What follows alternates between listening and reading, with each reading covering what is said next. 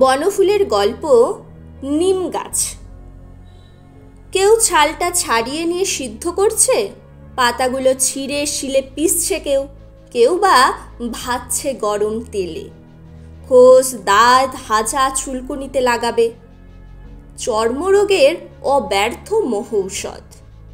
কচি পাতাগুলো খায়ও অনেকে, এমনি কাঁচাই, কিংবা ভেজে বেগুন সহযোগে। যকৃতের পক্ষে ভারী উপকার।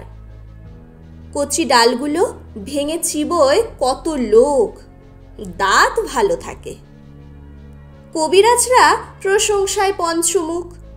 বাড়ির পাশে গজালে বিজ্ঞরা খুশি হন, বলেন নিমের হাওয়া ভালো, থাক, কেটো না। কাটে না, কিন্তু যত্নও করে না।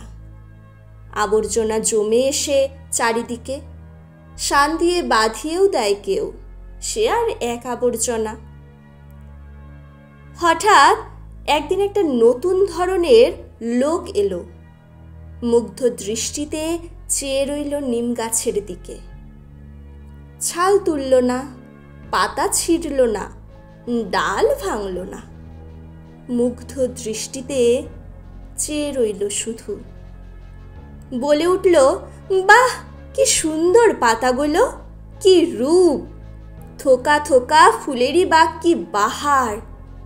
এক ঝাঁক নক্ষত্র নেমে এসেছে যেন নীল আকাশ থেকে সবুজ সাইরে। বাহ!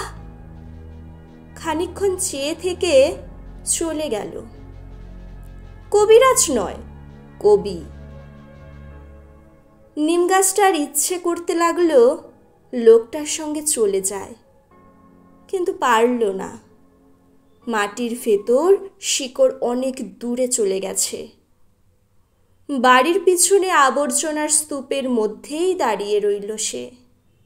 ওদের বাড়ির গৃহকর্ম নিপুণা লক্ষ্মী বউটার ঠিক এই দশা।